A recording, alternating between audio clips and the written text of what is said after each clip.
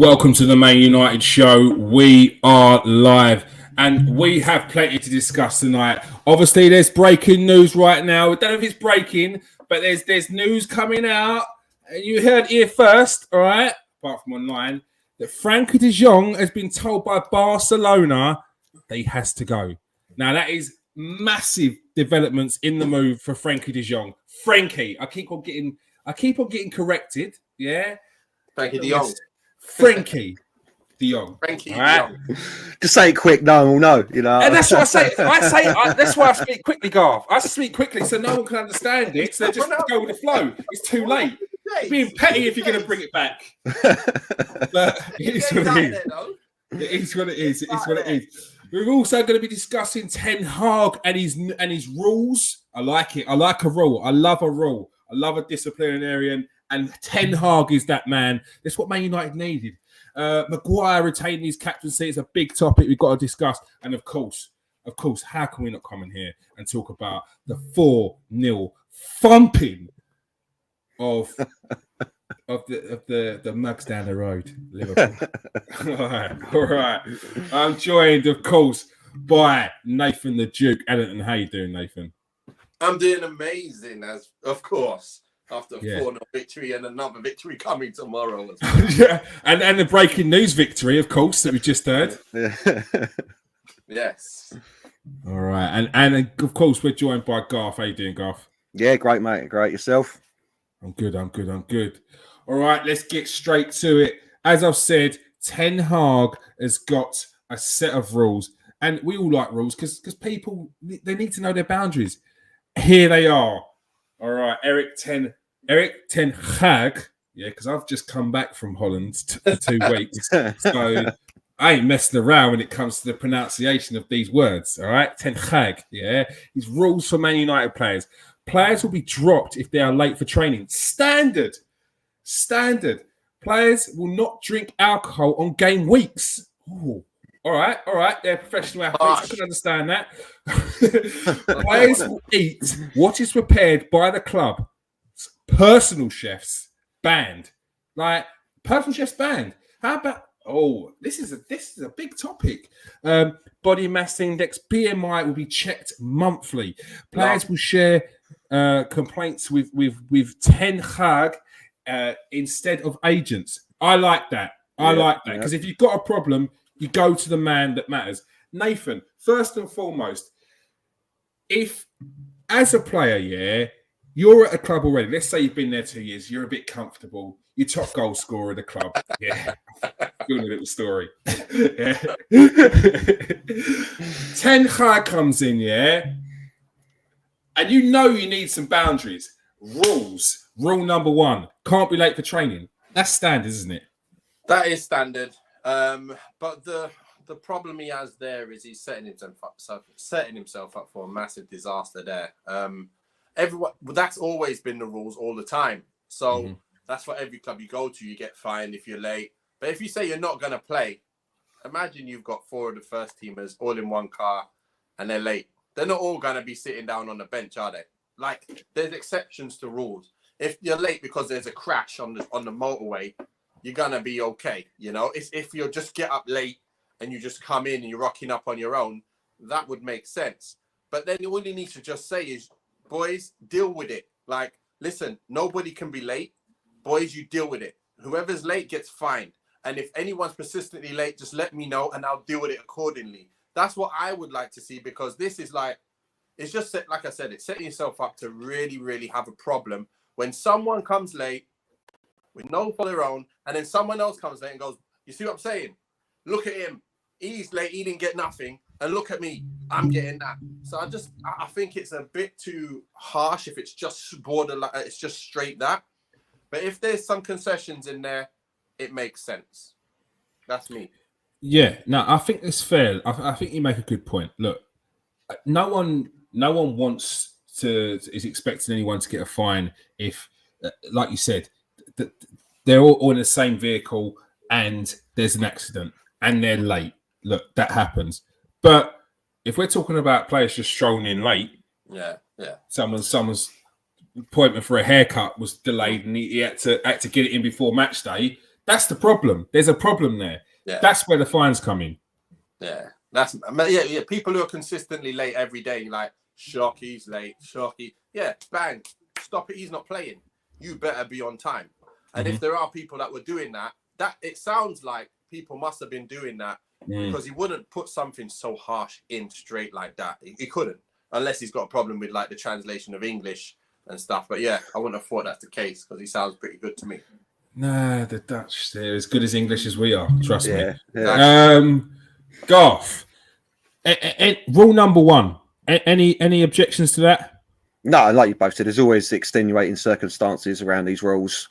Crash on the motorway, but yeah, if it's just they ain't turning up on time, then yeah, that's a problem, isn't it? That's more than a problem because it shows disrespect to the manager that can seep through the rest of the team. You know what I mean? Basically, what you were saying, like, if he gets away with it once, why haven't I got away with it? You know what I mean? So if he is going to, I'll go the other end. If he's going to lay down these rules, he's got to stick to them hardcore. Like I said, extenuating circumstances aside, he's got to make sure that, and I presume, I don't really know how it works. Usually, is it club captain Nathan that usually deals with like taking on all the money and everything, and then So yeah, they'd be the ones that would be enforcing it and making sure that the fines are getting paid and stuff like that. Yeah.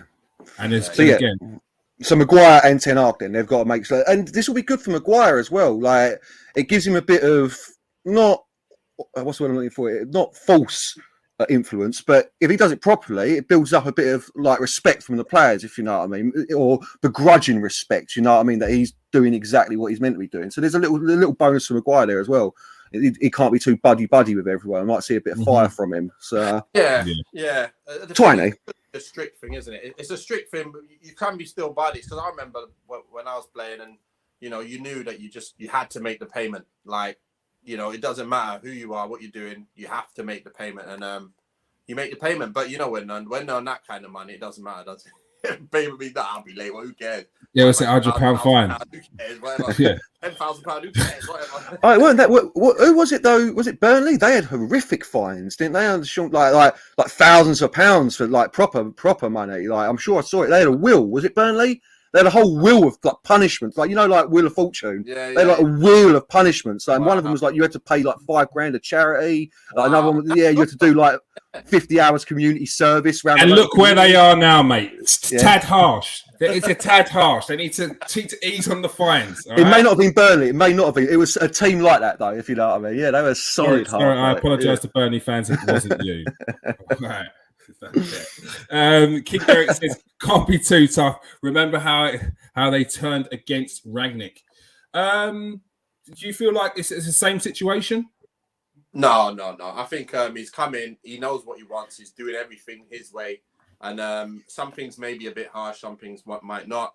But at the end of the day, he's got to implement something and make it. He make people realize he's coming from a winning mentality, and he's bringing that winning stuff here, so no one can say nothing to him. All right. The next rule: players will not drink alcohol on game weeks. Now, that seems brutal. Now, I know that some people say these are like you wouldn't stick a diesel in a Ferrari, so don't stick alcohol in a prime athlete. However, what's your thoughts on this, Nathan? My thoughts is I don't drink anyway. I'll be yeah, I know. As soon as I said, "What's your thoughts on this?" I was like, "Doesn't even count. Doesn't even matter." But you know what? I understand the way people are. That's never going to be kept. It's going to be broken. So the problem is game weeks is every week. So when can they drink? So he's killing himself there. Is he saying, "Listen, everyone got to be teetotal in my team"? If you're not a player who, that's what it basically means. Off season, you can go and have your drinks then. But when you're on season, forget drinks and be professional. So that makes sense to me. But a lot of people, they believe that they need a drink. Some people believe that they're better when they have a drink. So that's up to them. But for me, I'm happy with this one anyway. So that's just my opinion. But on the other hand, I can see where it's going to land people in a lot of trouble because they will be getting the odd drink here and there after a game. Because after a game, you've got 72 hours where if there's no game for 72 hours, you can do what you want. I remember when I'm allowed to go to a nightclub or a bar or something like that 72 hours before a game. So my last day when I used to go out, like I used to go out on a Wednesday, latest, and then we had a game on Saturday. Then I go out on Saturday, but then that's it. If you get what I mean, if I didn't have a game coming up, but that was me. I always kept within the 72 hours before. So I know some people don't, but you know, it's like. And that's for another podcast. God. Your thoughts on the drinking ban? All for it, mate. These are people that are paid a serious amount of money, and they need to take the game seriously. Yeah. Nathan's like 72 hours, yes, sweet, but we've got 2 games a week, hopefully, if we go far in competitions this year. And listen, I don't think he means you can't have a cheeky beer when you can't have a cheeky Corona out the fridge when you get home. You know what I mean? Because no one's going to know about it. This is, you can't go out on the lash, mate. I don't want to hear stories. I don't want to see you in the paper drinking. Yeah. Well, that was winning. You know, I mean, again, I'm no, not that. But as soon as he turned up, it was like out of the club.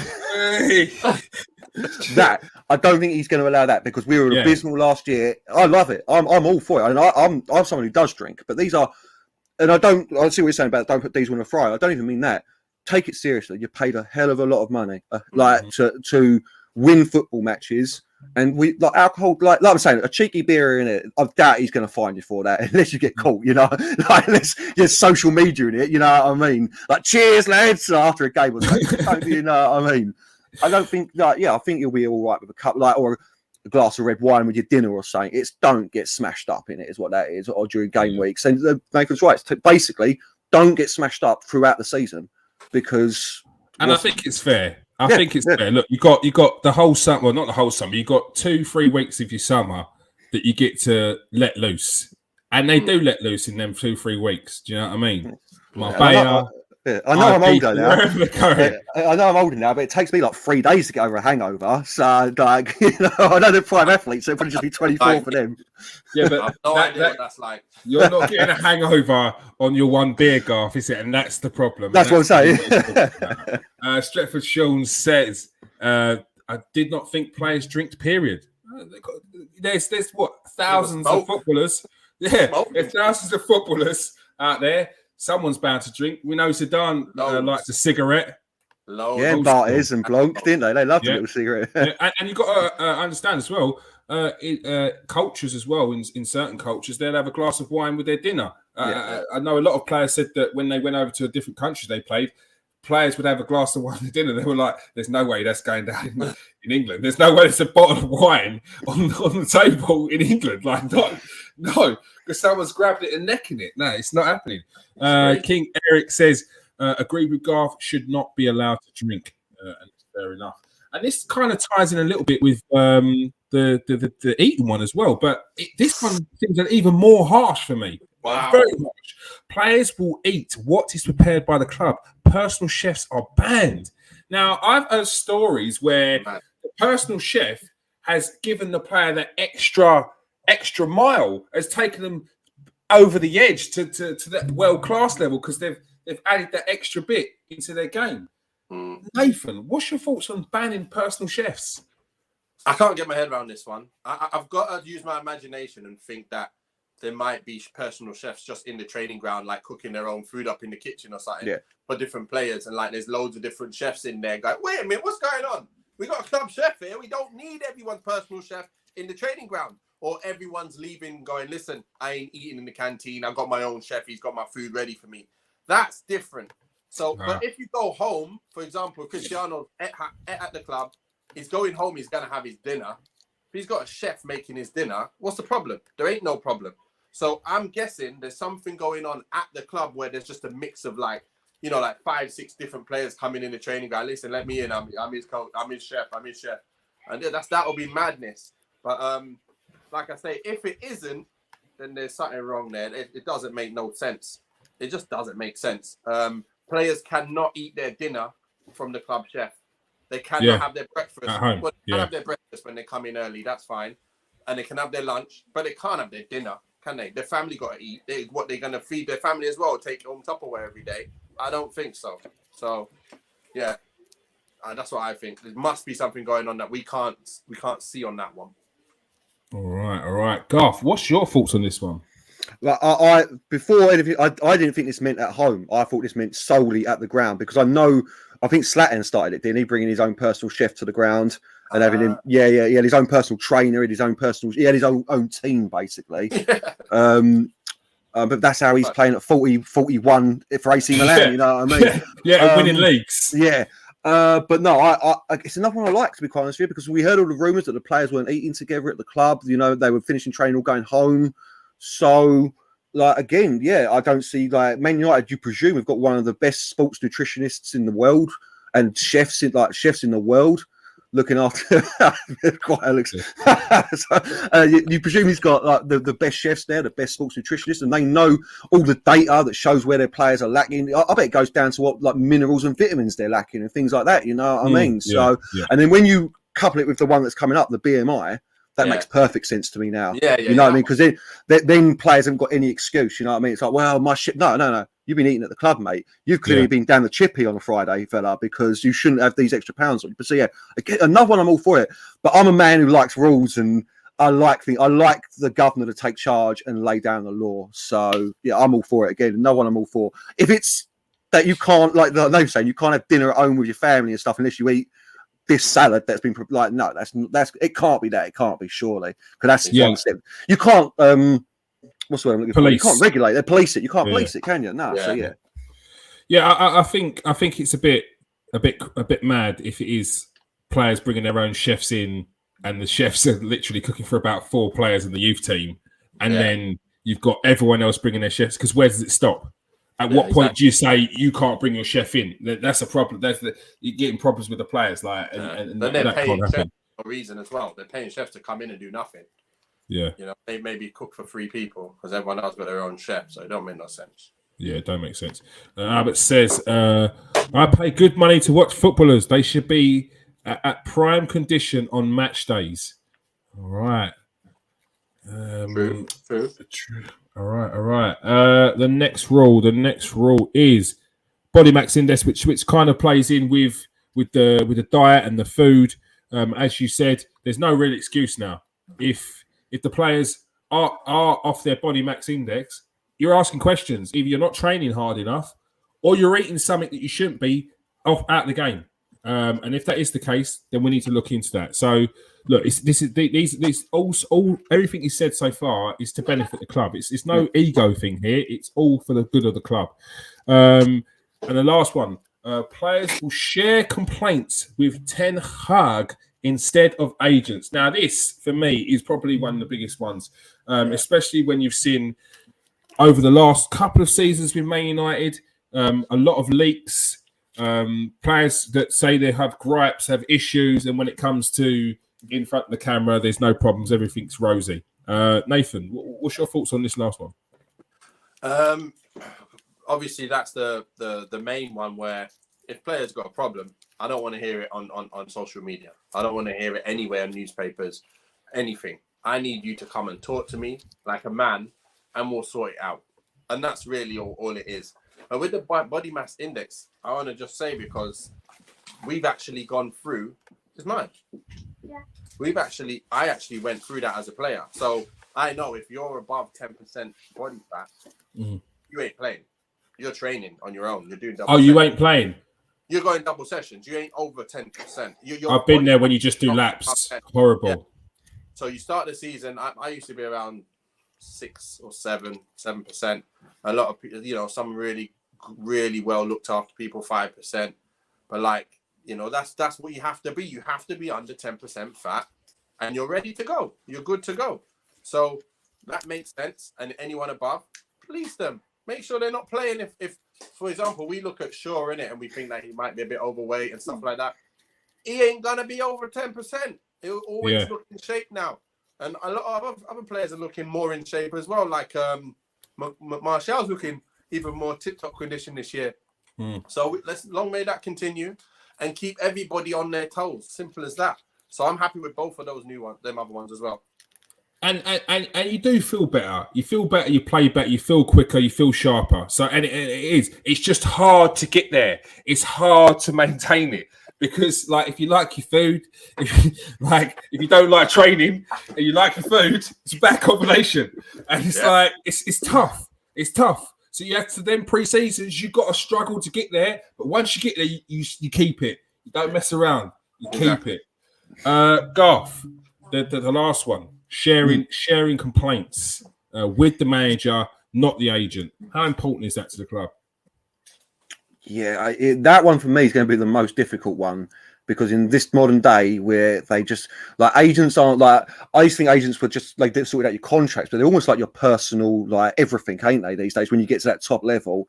And so you do tell them things, I presume, you know what I mean? I've never done it, but you presume. So yeah, you're going to have to really, there's going to be a cultural shift for some of these players where they're going to have to relearn that you go to the manager first. And then if you ain't got it sorted, then maybe start talking about to someone else. But yeah, I'm all for it. Go for 100%. That's what Fergie was like, wasn't it? You know what I mean? Like you went and knocked on his door. Like he always had his door open. You went and knocked. You can have a chat with him. You may not get the answer you want. You know what I mean? Why ain't I playing, Gaffer? Because you ain't good enough. Get on the training field. But at least he'd give you the time of day to talk to him. So yeah, no, all for it. But yeah, that for me is going to be the hardest one for him to implement properly. You know what I mean? So, but I'm all for that. I love it. Like I said to you, I love this because Man United, it does feel like a few players at Man United have been marching to the beat of their own drum, saying it nicely for a couple of years now. You know what I mean? Like doing what they want to do instead of what's best for the team, etc., etc. So all five of them love it. Yeah, that's great. What I'm worried about though is why he thinks he has to implement this. Like, as some of the professionalism of our players gone downhill so badly that he's having to implement rules like this, like don't be coming in overweight, you know, don't be leaking stories. Like if you read between the lines of what these are, you know what I mean? Like, don't be late. If you look at that, Garth, look at what we were doing all last year. We were underperforming miles underneath our levels. Players were looking knackered, like they can't run against any players in any team. We're not fit as any of the teams. So they're running us into the ground. So he comes in and sees, wait a minute, how comes they're running how many kilometers and we're not running this amount of kilometers? So they're not fit. They're getting ripped when they're world-class players. They got their own this, their own that. Everything needs to change. I can't come in here and keep everything the same and then just go on the training field and just change that. I need to be seen to be doing every single thing possible. And that's what McLaren said, didn't he? He looks at every single minute thing. That needs to be perfect. That needs to be perfect. That. And that's what he's doing. He's implementing everything, and we can already see it. That's what I'm loving. Oh, you saw it. You definitely saw it against Liverpool with the fitness. Like that's what I said to you on the post-match. 3 weeks, and he's already got these boys fitter than they were at the end of last season when they've had a whole season of football. So, no, I agree. And it, like you're saying, it stamps his authority as well. I'm the gaffer. You do as I say. You know what I mean? My way or the highway sort of flex, and I'm all for it. I really am, because some of these players do need to be brought back in under the umbrella again, saying it nicely. You know what I mean?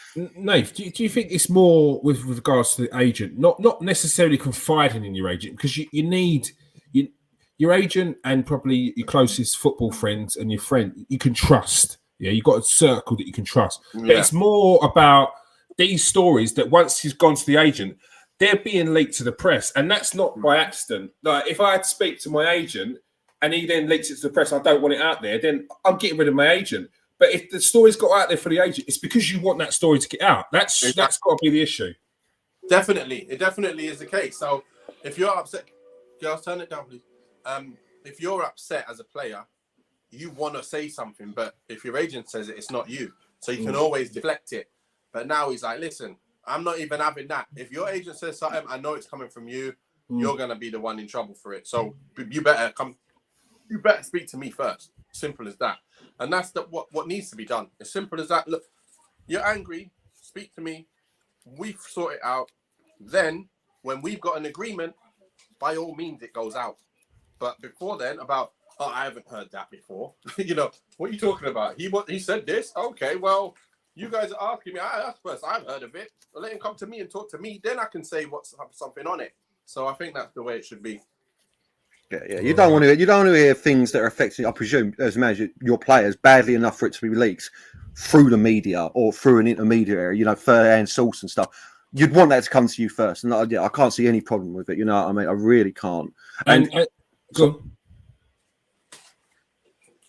then, sorry, go on. Yeah, you can just about. I say, see you later. You know what I mean? So no, I was just saying off the back of one you said, it worries you as to why it's had to bring this, but if you look at the rules, you could probably pinpoint each rule to a section of players. Do you know what I mean? Yeah, Each one, if you just go through it, you're like the food. There's a couple of players in there you're a bit dubious about whether they're fit enough. Like, honestly, you really did we all see... think Luke Shaw? Did we all think Luke Shaw as soon as we saw that? Yeah, right,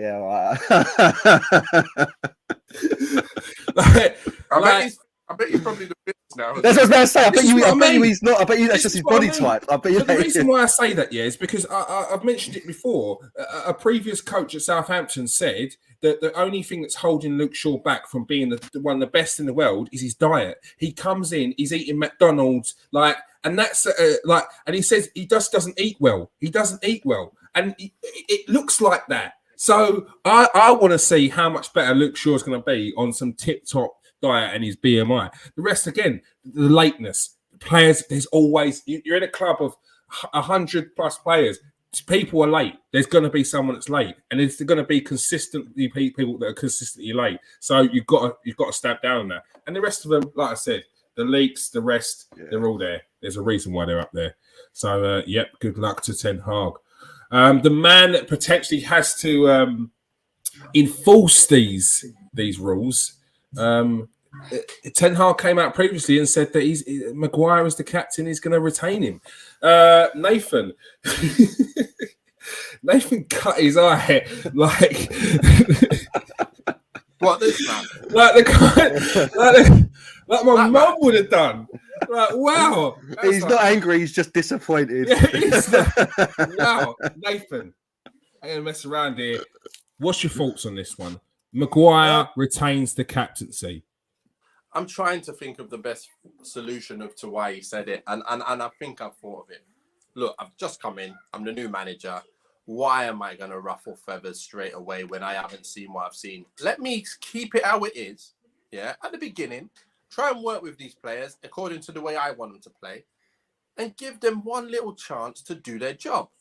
Now, Maguire, your captain, no problem. If you're good enough, you'll keep the captaincy.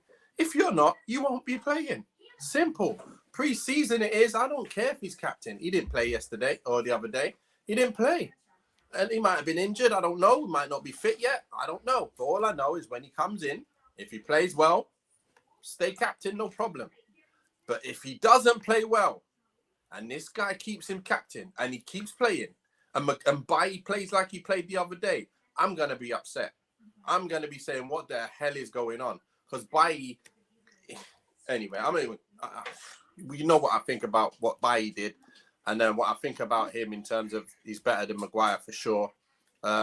Just to do with injuries, whatever, because we could say the same about Varane. But yeah, Maguire, do your job, and nobody will really need to talk about this again. Don't do your job and get toasted by all these players in the league. Then you're gonna have to be told, listen, get out of there now. So there's no more talk about it after that. So I hope he comes in, does well, because we're playing a different brand of football from the one game I've seen. Maguire might not have to be ever isolated like that so much in games anymore. We might be playing good enough football where we got the ball much more, so it means less time for other players to get on it. So it's all about a new, fresh beginning. Let's give Maguire a new chance, but don't give him a long chance like we gave him last year, because it's taking a mick. Every other player gets dashed out when they're not playing well. And when you're playing that bad, you shouldn't be even on the bench. So that's all I'm going to say now. It's a new season. I'm going to leave him alone. Well done, Maguire. Please play well. Fair. It's fair. I think you're being fair, Nathan. I think you're being fair. Stretford Shaw says, Harry, my man. Oh, and King Eric says he has to keep him as captain. Garth, what is your thoughts? Has to keep him as captain. Was it a surprise that he's kept him there? Not a surprise for me. I think Ten Hag just said, the vote of confidence might even give him a little boost as well. Like, because he must have been feeling down with all the rumours going about he's going to lose his captaincy and so on and so forth. I've stuck with this. I really wonder how much managers care about who's captain. Like, apart from what we talk about, like club fines and stuff on the pitch, surely you want all 11 players to be a captain. You know what I mean? And it's just an armband. These days, it ain't like it used to be. You don't have that individual player like Keane or a Robson out there. You know what I mean? Look at our last captains. We've had Ashley Young, Antonio Valencia. You know what I mean? None of these you can be like, oh, these are inspirational leaders of the team, like Keane was. I stick with it. I don't believe captain's armband means anything in today's game. I really don't. There's players I wouldn't give it to because I think it might give them too big a head. And I got a slight feeling that's what happened with Maguire. I've always said giving it to him 6 months after he turned up was a little bit too early for me. But no, you've got to keep him. Got to keep him as captain. Who else is there? Obviously, you'd already heard that Ronaldo wanted to leave. So that's him gone. I personally don't think De Gea needs the armband at the moment because he's under so much pressure. And I don't like Bruno as captain. I can see, I know a lot of people are saying that. Bruno the armband. Yeah. I said after the game. I said after the Liverpool game that if he can play that controlled within himself, then maybe. But I can't have the gesticulation, the throwing his arms up in the air and throwing wobblies on the pitch. I can't have that from a captain. I just can't. So, no, who else is he going to give it to first, is my opinion. Secondly, if he strips him, where'd you go? That's him done. Yeah, that's him done, in it. That's a statement. That's a statement of intent. You ain't my captain. You ain't my centre back. I mean, who was his captain at Ajax? Tadic, weren't it? So, you know what I mean? So, I don't just because he's captain doesn't mean he's going to play either. I don't think, especially if we get, because I'm adamant now. The more I look at it, that Martinez is going to play centre back for us if we get him. Because I've had a look at it. He's only ever played 22 games in his entire career at DM. So this he's going to play DM. I don't think that's reality. So I reckon we might see Varane and Martinez as our centre backs. Just as he's club captain. I remember Brian Robson in his last 2 years at Man United. He didn't play. Really, he played a few games here and there. He was club captain. You know what I mean? So. Our captain is a very different position to a captain, and I think that's where. Well, no, the armband as well. He was captain on the field. I think that's more where you're coming in. It's not necessarily has to be what you would class as the captain on the pitch, because the captain does a lot of stuff off the pitch as well. So club captains is the more important one. Yeah. And that captain's armband can be passed around. The comments, what's he saying? People won't like this, but I'd make Fred captain. That is out of the blue, Ryan. Left field, mate. Ryan is a man. Good worker, but he ain't going to be talking to everyone, telling them what to do. That's the only problem we got there. No one will respect him enough to be listened to if he's telling everyone what to do. I think Bruno is probably the prime candidate now. Now looking at it, seeing what I saw in the last game as well. It's not the fact of the result. It's the fact of the cohesiveness of the team, what you were saying, Garth, and the way the team were playing. I think he's got some structure, and that's what Bruno needs. And it looks like, I feel like he's going to have his best season ever for United if we continue playing that kind of football. I know it's not, like I said, it's not results. It's the way we played and the fact that Ten Hag don't want them playing any other way. If they play another way, they're coming off the pitch. So I'm loving the fact that Bruno's looking better. And he didn't give the ball away because he had options. He had easy options everywhere. And you know what he's like when he's got options? He will find you. And if he gets a chance, he will score. So he might have the best season ever this year. And I wouldn't put it past him to win the most assists and probably the most goals of an attacking midfielder in the league this year. I'm going as far to say that. I'm going as far as saying that. And I'm sticking with that, actually. Bruno is going to be top assist in the Premier League this year and most goals. So most goal contributions all round. Bruno, mark my words. Please save that and put it in the shorts for everything, please. Right. 33 minutes. Clips. Couple of big calls coming out here. Fred as captain, Bruno Fernandes top assists. I can see both though. To be fair, I'm not that. Fred probably not, but this is what I keep coming back to. For me, in that team, there's no one that stands out for me as captain material. So I think you could give it to anyone personally. But Marcel. You know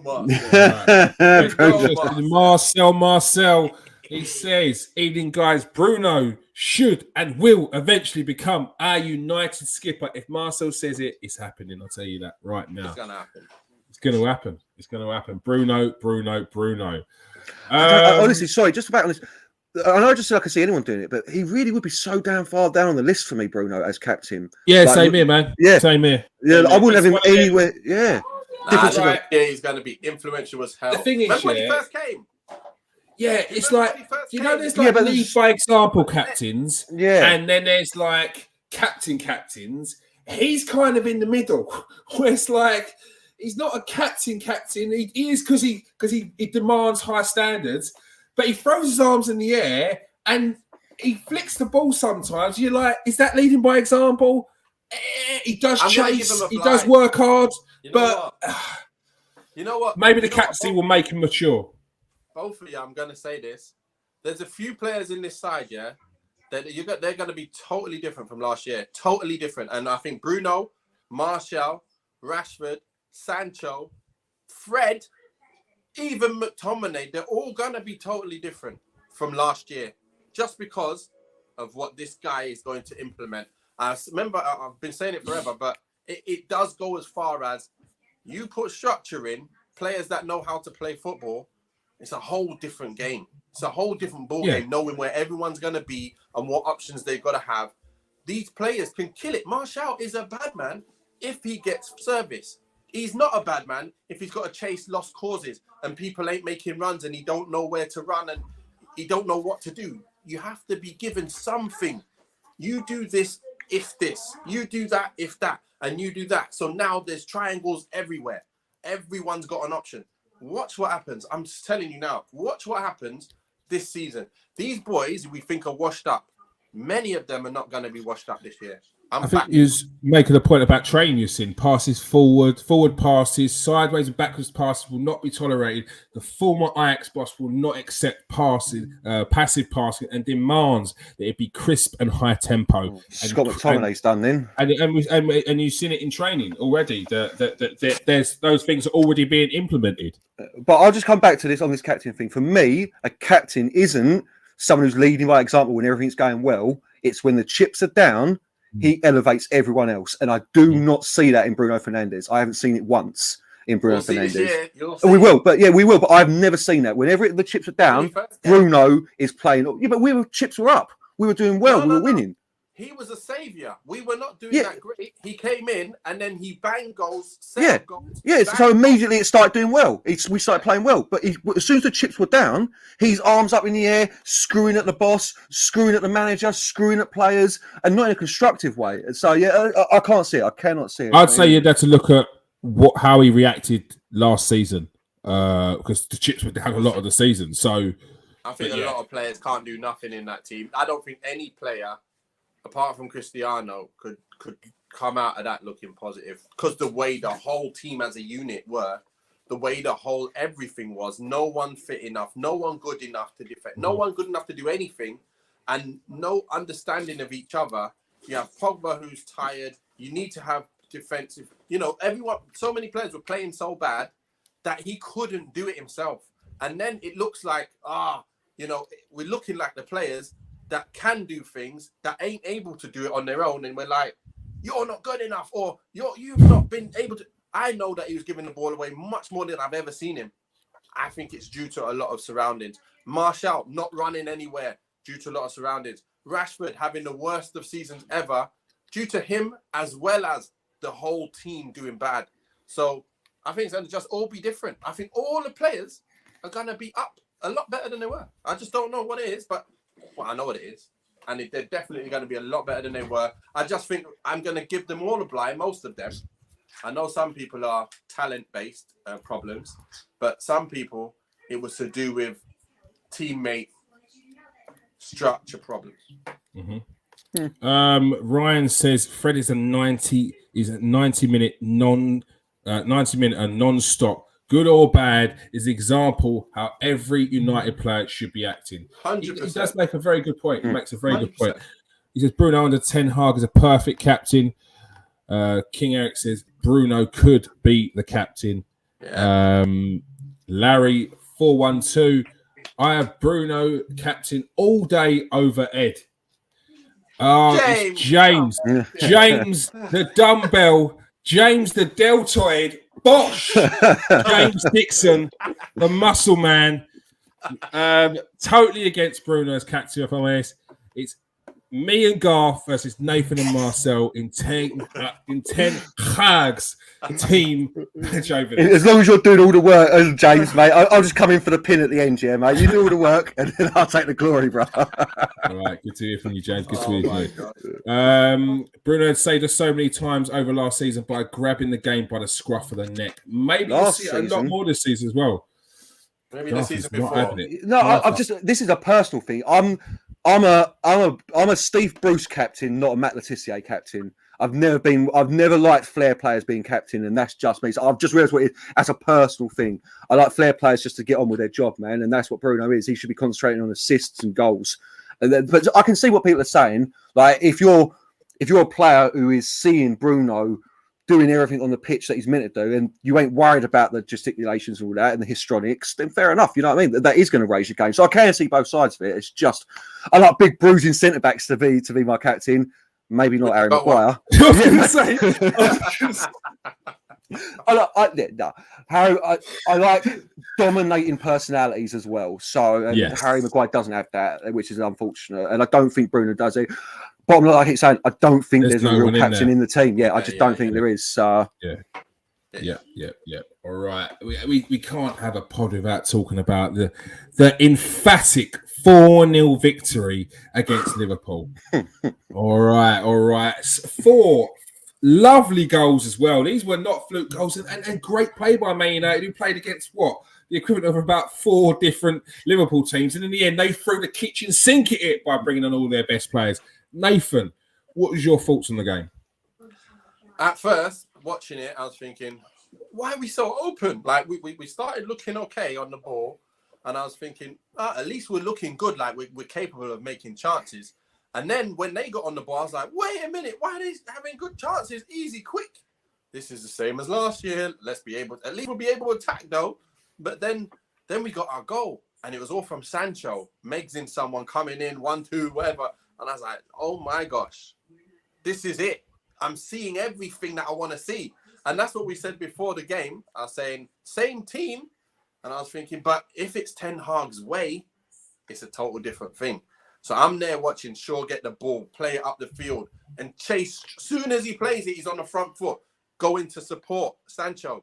Or Martial lays it back to him. He plays it to someone. Someone else is making a run. And then the wing is making a run, and it gets played over to him. I'm like, oh, finally, I can love football again. I couldn't believe I was here. And then they scored. And then we scored again. I'm like, we're back. We are back. These boys are playing ball. That's all I want to say. I don't care if the defender, their young boy, missed the ball and let us in. We are playing ball. And I was just thinking, Bruno's going to do amazing. Martial's looking sharp. Rashford will get better and better every game. I can't believe it. I just couldn't believe what I was seeing. I was just so happy and over the moon. Jadon Sancho's finish. Conviction, power, precise. Something you want to see a lot more of next season. Yeah. It's the fact that so much happened, so many passes and interlinks happened, then the cross comes in and he's coming in open to finish it. And I was just thinking, that's what happens when you pop the ball around so quickly. Nobody can defend that kind of stuff. And when we might be forgetting the season before, Martial, Rashford, Greenwood, or even Martial, Rashford, James were killing teams. Like in the attack, we were killing teams. Now we've actually got it don't need to be off the cuff no more. This is Sancho, Rashford, Martial.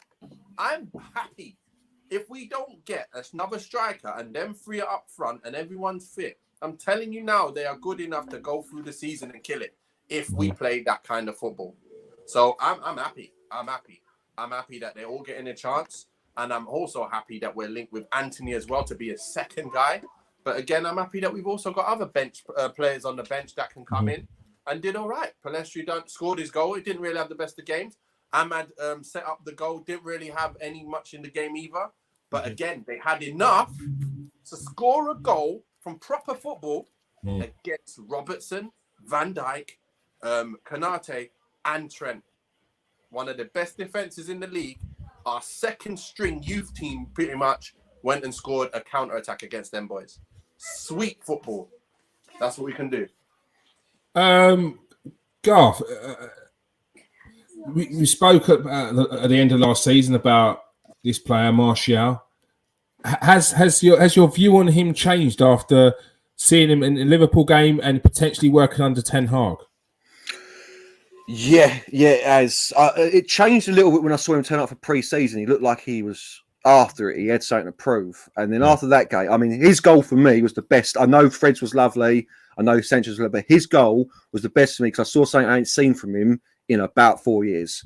The desire to get that ball and then just power through into the box. Don't worry about who's around you. Don't worry about the pass. The confidence to know from this angle, 9 out of 10 I'm scoring, mate. Oh, I've scored. See you later. And like, wonderful for me. Palestri's goal reminded me of some of the goals I scored. I was going to say, done the goalkeeper the wrong way, mate, coming off his heel. Goalkeeper's going left. Oh no! That was not done on purpose. That was a weak foot. I didn't see it properly like that because I had to drive. Basically, my son he had the computer and I couldn't watch it at the time, but it looked like he come onto it and slotted it home. No, man, no. It was lovely build-up play, but when he got to Palestri, mate, he was aiming in the other corner almost, and it comes off the bottom of his heel, and just if you watch it proper, he's almost missing that. It just hits the inside of the post and goes in, mate. Yeah, you take it as a lovely goal, you know what I mean? Yeah, when I was playing, there's no cameras where I was playing, mate, so no one could...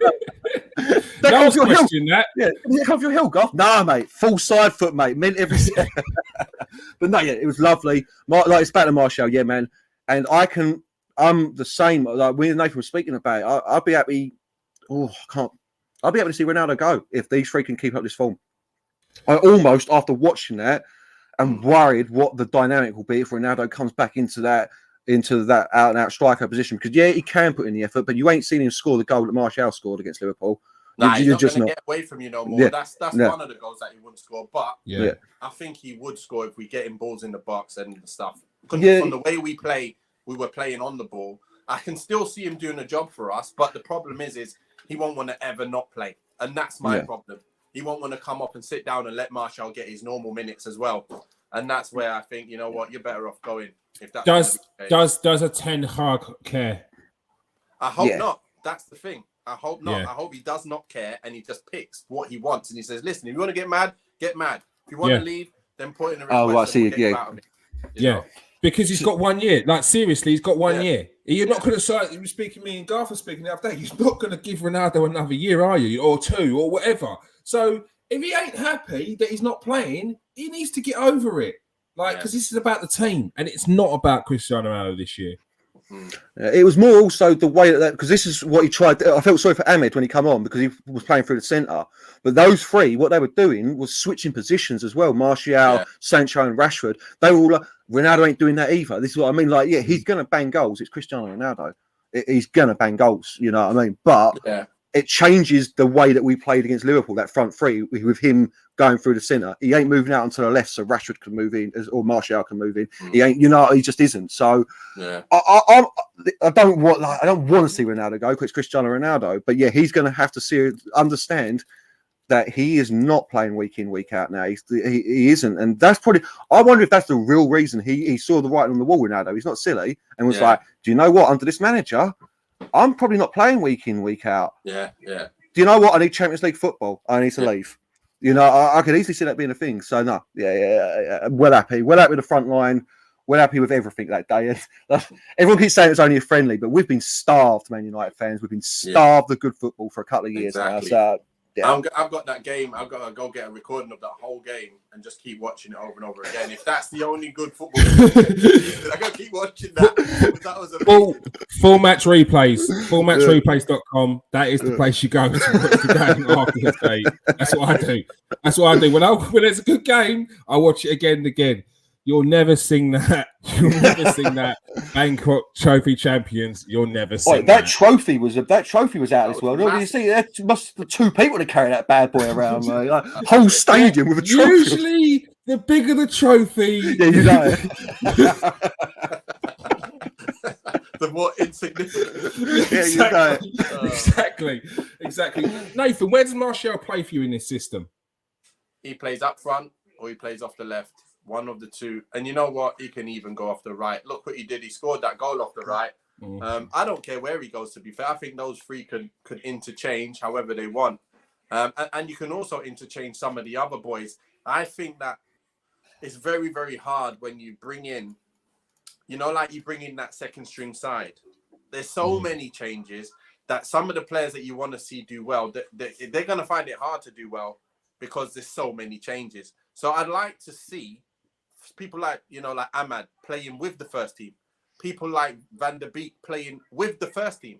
People like Bailly starting with Varane because he was the best defender of the day on that day. And I can see him easily mopping up everything and us not being so easy to get at because Dalot was on toast. I know we're talking about everything else right now. I'll have to go for that in a bit. So, yeah, Martial, left and middle. Sorry. Yeah, exactly the same. Left and middle, yeah. And personally, more through the middle. We were saying this for everything I said bad about Martial. We were saying before he was even at him, under Ten Hag, if we're playing him through the middle, you might see something more out of him. So, because like Nathan always says, he's a born finisher. You know what I mean? Put the ball into him and he's got an angle. He's 9 out of 10 going to score. So, yeah. I'd rather him on the left because I think he's a better left-sided dribbler than I think he dribbles on the ball and gets you on your toes more than a Rashford. I think Rashford's more of a just finish and more of trying to get in behind and just score. So I'd rather have him doing that. The way we were playing, they're going to link up, interlink between each other anyway. It's not like we're asking Rashford to hold the ball up, win headers. He ain't going to do that. And nor is Martial, really. I'm looking at it from a pure, positional sense. Sancho can play on the right. Martial probably best off the left coming in. Better than Rashford anyway. And then Rashford in the other position. I think that's best for me anyway. That's what I would do. And then let them rotate whenever they like it as well. So. All right. More news came out just before we joined, but this was the bigger news earlier on. Frankie de Jong's increased bid has been accepted by Barcelona, an initial guaranteed 75 million with an additional 10 million euros in add-ons. Nathan, you're adamant he will be a Man United player. Are you feeling still? Yeah, we were talking about this today, actually, earlier today, because I was looking at it going, they keep talking about him not going, not coming. It's still down to him and all of that. And I'm thinking, look, end of the day, we would not be carrying on like this and continually trying to work on a deal if something else wasn't going on. I know De Jong cannot say, I want to leave, because he's going to be forfeiting all his money. That's number one. Everything that he's owed in his contract, that will be all forfeited if you say, I want out, or if you want to put in a transfer request. So he's never going to say that, even if he does want out, which we know he doesn't. Then the club are saying, we don't want to get rid of him. Then they're agreeing a deal. Oh, we don't need to sell. He's not for sale, and you're agreeing a deal. That don't make no sense. So he's going. And like I say, when the club needs to sell because they need the money, that player is under not just pressure to stay because he doesn't want to go and he loves his club, but he's got pressure now, financial pressure from the whole club, from the chairman, from everybody above going, listen, we're struggling here, mate. We've accepted the deal. I know you love the club, but listen, you got to come out. We need that money. So it's a different thing. You got no choice but to leave. But now I think that extra 10 might have been to do with the wages side of things. So I'm expecting in the next week that this guy is in a red shirt. And then things are getting tasty. All right. Garth, what's your thoughts on the situation? I don't see it anywhere near as optimistically as a lot of other people do. I really don't. And I keep using this phrase. I've been down this road with Man United before.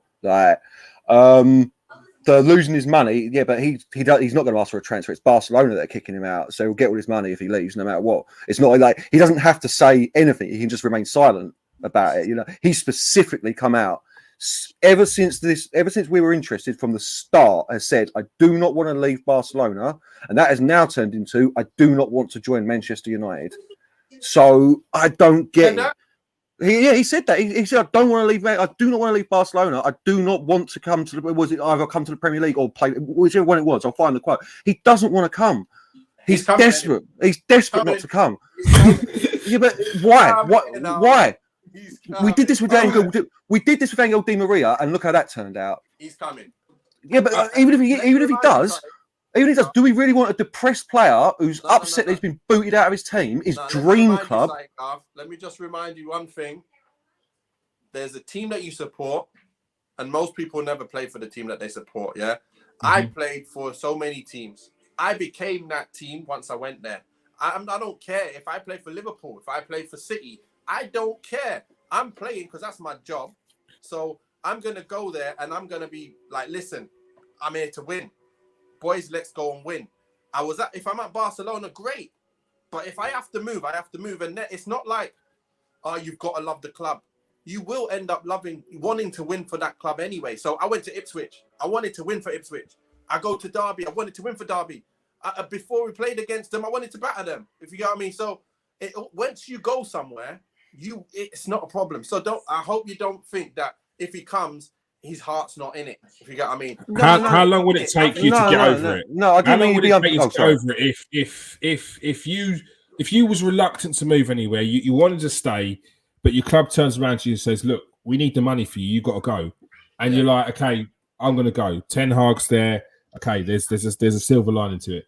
How long is that taking you to really get into it? Or is it, once that move's done, you're there, your head's there? I had the problem at Watford. I was at Watford. I didn't want to be there because it was under 80 Boothroyd. I didn't like the type of football. Then Malky Mackay came and we had some great football. And that season, I couldn't play because they were strapped for money and they did a deal 3.25, rising to 4.25. So the extra mil was done 7,000 every time I start a game. So they didn't want to start me. But Malky would always bring me on every game, half an hour, changing the game. But I knew, back of my mind, I can't stay here because they got to pay all that money. I'm never going to start. How am I going to start? Even if the manager wants me to start, I ain't starting. So I wanted to stay because the manager and the way we were playing was great. But I thought, I need to move on. I need to go. You see what I mean? So whether I want to stay or not, I'm going. And that's the thing. He's going to not want to go, but he has to go. So see you later. Yeah, but this is the thing. I'm not saying he'll be unprofessional. Of course he won't, because he looks like he's a model professional, Frankie de Jong. He looks like, what I mean is bottom line is he can just turn around and say no, because Xavi wants him. It's only the board. It's only Barcelona, the financial men that don't want him. Xavi, the manager, wants him. And not only that, if he turns around and accepts the wage deferment, Barcelona are keeping him. So why did they accept 75 mil? Because they want, I reckon it's a game of bluff with him. They want him to take a cut in wages. Yeah. And it doesn't matter if you can accept them. You can accept the transfer bid, but it's what I keep coming back to. Xavi and Frankie de Jong want him at Barcelona. He wants to stay at Barcelona, and the manager wants him, so he won't get frozen out of the team. There's no financial incentive to keep him out of the team. You know what I mean? So I'm not saying he won't come, but this optimism that he's definitely coming from a lot of people, I don't see where it's coming from, because he has repeatedly stated that he wants to stay at Barcelona. He's repeatedly stated it's not just a club he likes, it's his dream club. It's his dream club. Man United are not in the Champions League. We're a club in disarray. You know what I mean? He's got a lot of pressure on his shoulders if he comes to Man United, because he's been touted as the saviour, as being the key part of this team. I don't see why he would want to come to Man United. You take Ten Hag out of the equation, there's no reason he wants to come to Manchester United. We are not Manchester United of 10 years ago. Yeah. Like, but that's a small thing. That's a small bonus for him. Well, like, he'll have to take a wage cut if he comes to Man United as well. Because I was going to say it. He's coming. So you're going to be happy soon. I'll be well. I want him. I want him back. Yeah. I want him back. I'll do the ultimate Curb Your Enthusiasm clip chop on golf. He's never coming. He's never coming.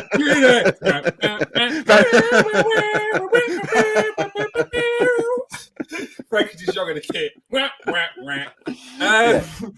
No, so let's just say Frankie de Jong is bluffing on the flip side, the way Nathan's talking, and he's saying, I don't want to come. I'm not willing to cut my wages. Now, there's talk that Man United will pay him a certain wage, but that's not the wage that he's on now. Maybe the message that he's sending with regards to I'm not willing to cut my wages is, you have to pay. If I'm coming to Man United, you've got to pay me what I'm on now at Barcelona, which is a hell of a lot of money, which can you afford to do the Frankie de Jong and the Cristiano Ronaldo? Because then you're looking at near £1 million a week just on those two players. And I think I personally think there could be something in the Frankie de Jong, because there's no player that's out there. Look, if Barcelona turn around to Frankie de Jong and say, look, you're going, like, you've got to go. We don't want you here. Now, no player wants to hear that, and they want to be loved. And if there's going to be anything at the back of his mind, he's got the World Cup coming up, and if there's anything that he's worried that he might not be in the team, he will jump ship. But there's a message to Man United in that I ain't dropping my wages. So if you're serious about bringing me in, pay my full wages. And that's what Man United do the next move to bring him in. Surely he's not going to have a wage deferral and it's holding him back from the move, which is being said, and then go to Man United and take, 150 grand or less a week. Nah, he's like, I'm not saying he's not coming. I'm just saying that everyone seems adamant, and they have been for weeks and weeks. And this has been dragging on for 8 weeks now, this transfer. Adamant that he's coming, mate. And there's no reason to think that when everything, like, everything that you look at, like, objectively, suggests that he wouldn't want to come. Like, there's every reason he don't want to come, and very few reasons why he would. I mean, obviously, the main reason. It's the main reason why he's going to come, whether he wants to or not. The club can't afford him. He can just turn around. He can do Gareth Bale. He can just do Gareth Bale. Yeah, but he's going to stay there and not play. No, because he will play, because Xavi wants him. That's what I'm saying. It won't be like Gareth Bale where he's put into the reserves. He will still play week in, week out. He will still play week in, week out. To happen, it's not going to happen. The chairman says, no, we ain't got no money. We need the money. Listen, we got to get him out. That's what look. I think the problem with what Barcelona are doing now is Frankie de Jong is saying, I ain't going. Yeah. But Barcelona are buying players. So it's going to get to a point. Yeah, it's going to get to a point. Like, these players can't get registered at the moment. Rafinha can't get registered. I think Christensen and Kessie have just been. Are they been registered yet? No, they're still not registered. They're still not registered. It's 3 players, and they're still buying. And they want Lewandowski. Unless... How are they going to get that? They've got to sell. Yeah, but the player has to go. The player has to go. Yeah, no, the player has to go for all that to happen. But what it keeps coming back to for me is he can just say no. He's under contract. Legally, there is nothing they can do. And he will still you're play. Right about that. You're totally right about that's that. The thing. You're not going to feel that pressure every day coming in, knowing that you're keeping the club, the whole club, and all the fans coming to watch. They're struggling. He might not, because Frankie de Jong looks like a good boy. If that was me, I'm digging a trench, mate. I'm putting concrete boots on, and I ain't moving nowhere. I'm sitting in the stands for 2 years, playing golf like Gareth Bale. Well, I keep coming back to this for him as well. It's only the board. All the players want him to stay. The manager specifically, Xavi has said several times, he wants him to stay. He wants him in the team. So you know, like when you have that feeling behind you every morning when you wake up that this club is in trouble, money trouble, and I'm part of that cause. You wake up every day, even though you want to be there. No, but you just got that feeling of, you know what, this ain't my time. I've got to go. I think that's the fan head. No, that was my head as well. I'm just saying how it was. But how was that your fault? Did you take a wage cut when you left? No, I couldn't play. Remember, I couldn't play. No, did you take a wage cut when you left? No, I went on loan for a year, so then they could get paid based on my money as well. I went to Greece and played in Super League for 1 year, so my money obviously was taken care of. And then I come back and then I left and I had another year. So I could have stayed around and said, listen, I don't care. I'm sitting here. They would have probably put me with the kids, made me train every day, made me run like a madman. And then you have to say, oh, I'm ill or something, so they don't kill you. And that's what they'll do. They'll just put you with the kids. And you're like, oh, my day, this guy's taking a mick out of me. That's what they do when they don't get what they want. And sometimes it'll come from above. And there's nothing you can do. If that happens, then there's no way he's going to do that. There's no way he's going to do that. And if they even give him a taste of that, he want to go. But do we think that's going to happen? That's what I'm saying. No, because he's coming. All right. We need to move on to the next subject anyway, which is a big one. It's Man United taking on Melbourne Victory, and you get to see Nani again. Yeah. So Big one. Nath. Another chance to see Ten Hag's team, Manchester United, take on Melbourne Victory. I'm going to add a Hag to every single H from now on. I don't care. Go on. What's your thoughts on the game? I'd like to see a mix of the best players from the best 11 out of the 22 that played. I'd like to see that start. So, like I want to see either Zidane, Iqbal, or Savage come in the central midfield. I want to see Bailly in at centre back. I want to see Malacia come in at left back. He's in and around similar to Shaw, maybe Shaw slightly better.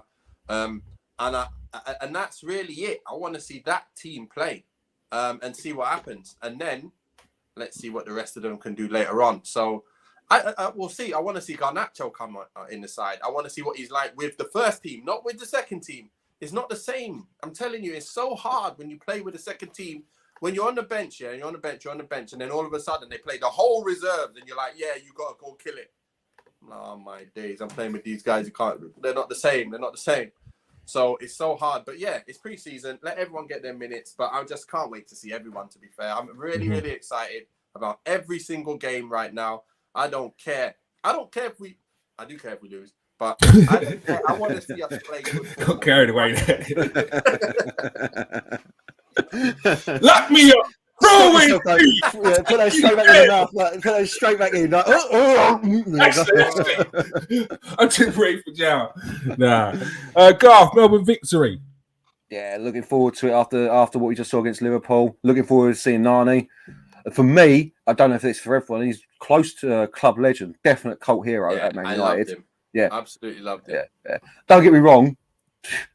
3 out of 10 games he did nothing. You know what I mean? And then another 3 out of 10 games he'd only play average. But them other 4, he used to do bits, mate. He was mustard. He's one of the most technically gifted footballers I've ever seen. Sometimes. Yeah. So yeah, we're looking forward to it. I mean, same as Damien. I want to see different starting 11. I want to see maybe Bailly and Varane with maybe Malacia and maybe Wan-Bissaka or so. You know what I mean? I want to see.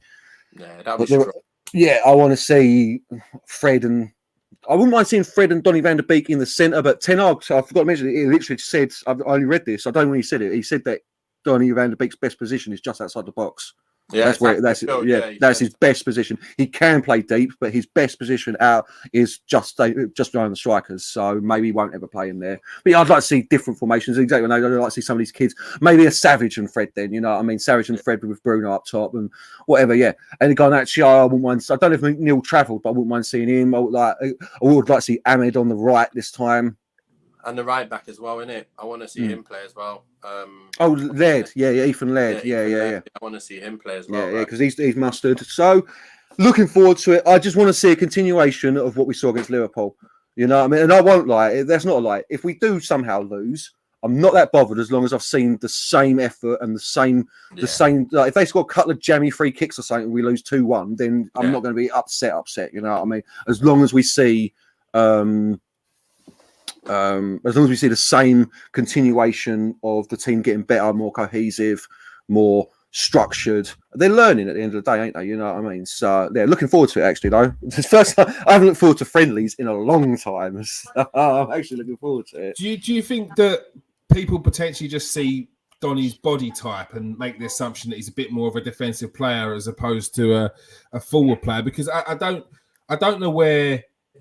Like, people in general just make the assumption that Donny sits a bit deeper, but obviously the majority of the time when he was playing for Ajax, he was probably more forward. And as you've seen with Frankie de Jong, yeah, he may be slight, but his ball retention and the way he wins back the ball off players is more of that central midfield, old school central midfielder or a DM with a bit more license to play. So, yeah, interested to see Donny van der Beek play a bit more in that different position.